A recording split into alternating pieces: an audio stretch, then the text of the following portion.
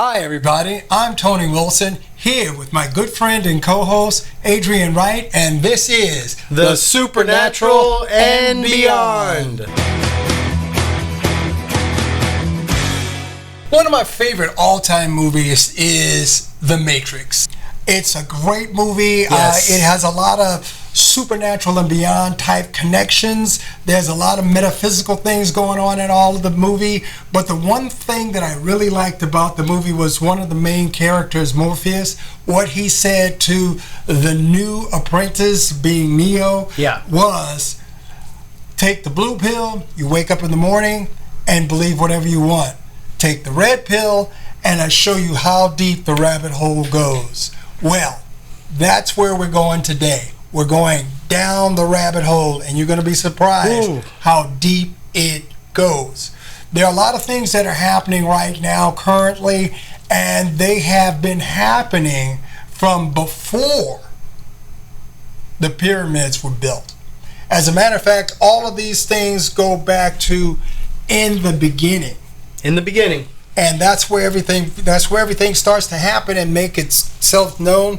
There's a lot of times you'll hear us say that that's a rabbit trail or a rabbit hole that we don't want to go down right now because it would take up the whole episode. Take us off topic, too much information being presented. And we want to keep it concise so that we can just give you bite-sized pieces, hopefully so it will just encourage you or motivate you to go look at some of these things on your own. Do your research, yeah. But this episode is going to be about going down that rabbit hole.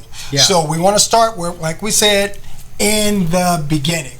So one of the things about in the beginning, it's from the Bible. Yep. And what it says is Better a sheet. Got to say that word properly. In the beginning, Yahweh, God, Elohim, created the heavens and the earth. We want to put a pause right there. And the reason why we want to put a pause right there, because when you have an eternal entity, he goes on and on and on and on. No beginning, no end. No time and space actually exists.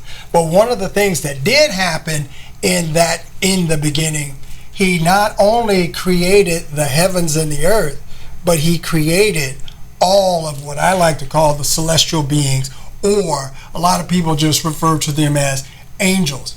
But that's an oversimplification of a much deeper meaning. So that's why we're going down the rabbit hole today. So one of the things that I want to mention is that in that beginning, once he created all of the celestial beings, he set a lot of things into motion. Right. So far as the heavens and the earth, would you believe it that there were there were entities on the face of the earth before, I want to put that point to you one more time, before Adam and Eve showed up. I'm just going to let that simmer for a minute. Okay, the minute's up. Well, the way I look at it, Tony, is a very good point. The way I look at it is, in the beginning, the Divine Council. I think we talked about that before. And we had a series about the Divine Council. And then before man was created, like you said, there was the heavens and the earth. But I think when they say the heavens and the earth, I think that's a simplification too, an oversimplification. Well, yeah, they got to keep it simple. We're simple beings. Yeah, because we have the physical realm. Yes. And we have the spiritual realm. Right. And so, like, these beings, before man was created, I'm believing these entities, they weren't necessarily in the flesh or in the physical realm. That these beings were in like a spiritual state, or a state different, or dimension different than what we're used to. Dimension. I'm glad you mentioned that. I'm glad you mentioned the word flesh. Yes. Reason being different dimensions. In the beginning was a dimension, and then when the heavens and earth were created, that was another dimension. And then when they brought, when I say they, the creator, Yahweh God Elohim, and his council of other celestial beings that he was working with. Right. And see, that's another concept well, we're in the rabbit hole now, so we're just going to go deep, deep, Yeah, deep, yeah. deep. Let's do it. This So- is a good spot to be in the rabbit hole. That's it. Yeah, you can just go extra dimensional, which is what we want to do. What winds up happening is that the Creator is working with these other celestial beings or select group, Right. Divine counsel. divine council, as to, he says, let us make man In our image. in our image. And it's like, wow, wait a minute, who is this our, and so forth and so on. So going back to the another dimension, the earth itself gave and brought forth a new category of celestial beings. Yes. Let us create man in our image and likeness. And then the Creator breathed into them the breath of life. Rokadesh. Yeah, Ruach HaKodesh. Well, that's Holy Spirit. I'm sorry. Yeah. A couple of words together. But yeah, the breath of life. The breath of life, basically going into it. Now, what happened after these creatures, mankind, was created? Some of the other celestial beings got a little upset. Yes. They got jealous. Now, you had a theory that one of the celestial beings were jealous. Can you expound on that a little bit? Okay, so Lucifer, right? The fallen angel, the leader of the fallen angel, he was third in charge in the heavenly realms. He was in charge of worship of Yahweh, the Most High, right? And then you had like the Son, the Word of God. And when mankind was created, mankind was created above the angels, above the celestial beings, in the image because they were in the image of the Creator. Right? Exactly. So Lucifer, Satan, whatever you want to call him, the devil, he was very upset about this. And it talks about it in the book of Isaiah, how he fell from heaven.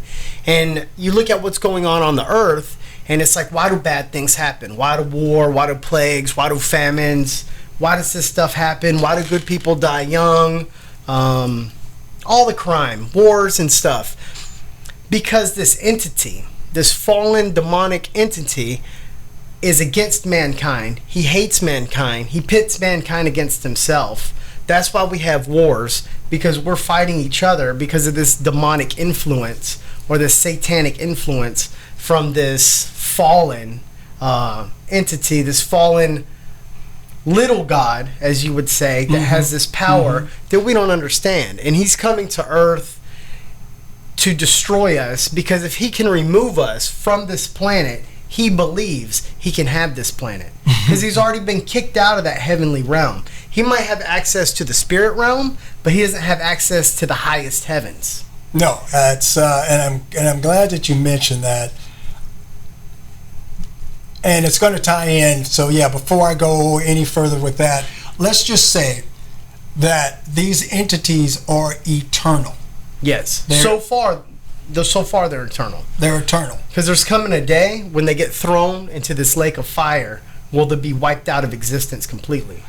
Okay, we're in the rabbit hole now. Yeah. So from my understanding of that, I believe you took that from Revelations? Yes. Okay, where at the end when Yeshua HaMashiach, Jesus the Messiah, comes in and cleanses the earth after the millennial reign. Right. All of these evil entities, celestial beings, will be placed in a lake of fire where they will be tormented forever and ever and ever. Right. So consequently, I don't think they're going to go away. They're just going to be all in one spot where they can't get out. Well, when I look at it, part of that is true, because there's some that are reserved for eternal torment, right? But there's some that are destined for complete annihilation, complete destruction. You know, this is why I'm so glad you are my co-host and my good friend. And it's kind of like, it's kind of like that whole Terminator reference, right? Because the Terminator, at the end of Terminator 2, he goes into that lake of fire, the lava, so he can be completely destroyed, right? Right. Because that's like a created being, but like it's kind of like related to it in a way, because that lake of fire completely wipes it out. Well, you know, that's one of the good things about the movies that are going on now. because in the beginning, I believe we as spiritual beings, we have a memory. Yes. A spiritual memory. Right. We may not be able to recall it and say on this date and time. However, I believe that because even the Creator himself said that he has planted within us, in our hearts, those things that are true. Yes. So a lot of these movies have no other obligation or choice but to just follow that which is in their hearts. And because Yahweh God Elohim is in control of everything, yes, he is bringing his story. That's why they call it his story. His story. Yeah, that's kind of just a little play on words. Yeah, no, but it's a good play on words. Yeah, so if we watch the movies, they're becoming more and more, I hate to use the word demonic. Right. But I'm going to use the word demonic because they are revealing what's going on in the unseen realm. There are things that are happening that we have no knowledge of because we're not spiritually attuned to what's going on. Sure, we can see, violence in the streets. We can see just all kinds of evil things being done. Right. But we don't really know and understand why. Deep down inside, we know, but we can't voice it or articulate it. Well, when you said you didn't want to call it demonic, but in a way it is, I think more accurate of a term would kind of be like the worship of like false gods, right? And then what's the original, back to the beginning source of these false gods, and the demons behind them, or the evil spirits, the entities behind those false gods. And some of that stuff in the movies we're being desensitized to, or soft disclosure. Soft disclosure. Because they're putting in those ancient gods in some way, some form. Like, like some of these movies and some of the stuff behind it is like satanic or Luciferian. And then you have like a good term, yeah. This human sacrifice to these false gods that have ties to the ancient gods of the Babylonians, the ancient gods of the Egyptians, and that's all tied into the same big rabbit hole. Mesopotamians, that's another one big. A lot of we don't understand and realize because we barely go back, a couple of 100 years, let alone a couple of 1,000 years. Yeah. And there may be even more time periods out there. One of the most recent is like the Aztec and the Incas. Yeah. They were known for sacrifices. Yeah. On the top of their pyramids. Yeah. And those pyramids more resemble what's known as a ziggurat. Ziggurat. And it's just amazing how all of these customs and traditions of evil have managed to manifest themselves throughout all of time and space. After Adam and Eve fell or were kicked out of the Garden of Eden, what happened? Murder comes into play. Yeah. Cain kills Abel. Over jealousy. Yeah, where did that come from? Yeah. It was Lucifer, the fallen one, that talked him into it. Yeah, and that's the thing. And back in those times, before the flood, and even after the flood, there was such a close connection between the spiritual and the physical. And so consequently, all of these images that we see of different gods and goddesses, hey, they were real. They were there, you know. So all of this has traveled into present time. Yeah. So those present times, fallen gods, and everything just coming together, and the worship, the idolatry, is all wrapped up deep in this rabbit hole, and it leads us into like a deeper part of this rabbit hole, and where does it affect us now?